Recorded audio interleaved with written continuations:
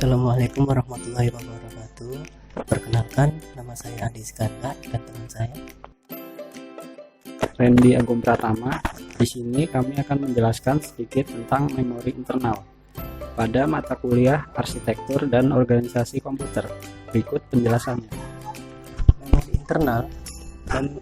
internal adalah memori yang menyimpan program dan data yang sedang dikerjakan oleh CPU komputer. Memori jenis ini dapat diakses secara langsung oleh prosesor. Dalam sebuah komputer, yang digunakan sebagai CPU adalah satu atau beberapa mikroprosesor. Kalau komputer menjalankan suatu program, memori internal akan terus-menerus terhubung dengan CPU. Karena itu, memori yang digunakan sebagai memori internal harus cukup cepat agar mampu mengimbangi kecepatan CPU. Dengan demikian, pengertian memori internal sesungguhnya itu dapat berupa: pertama, first level L1 cache. Memori yang bernama L1 cache ini adalah memori yang terletak paling dekat dengan prosesor. Lebih spesifik lagi, dekat dengan blok CU control unit. Data yang berada di memori ini adalah data yang paling penting dan paling sering diakses. Biasanya, data di sini adalah data yang telah diatur melalui OS atau operasi sistem menjadi prioritas tertinggi, high priority. Yang kedua, second level L2 cache. Memori L2 cache ini terletak di motherboard.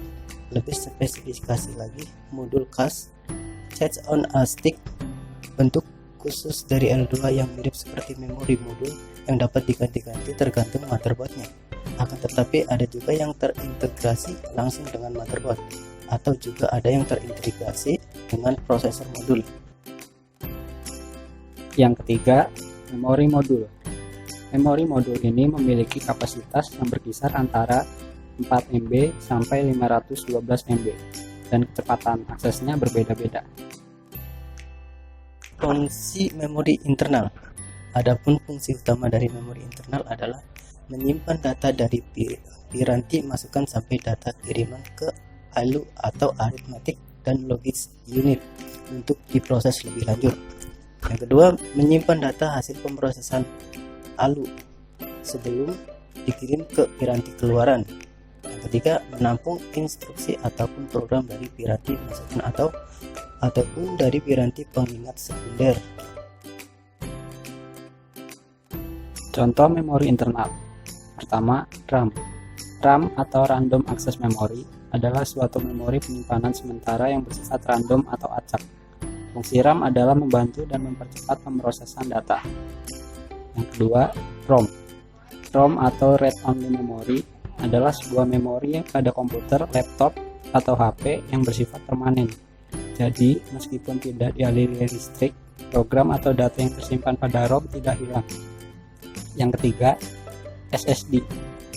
SSD atau Solid State Drive adalah perangkat penyimpanan data yang menggunakan serangkaian IC sebagai memori yang digunakan untuk menyimpan file atau data. SSD ini merupakan teknologi terbaru dari sebuah penyimpanan internal. Sekian penjelasan singkat dari kami. Kurang lebihnya mohon maaf. Wassalamualaikum warahmatullahi wabarakatuh.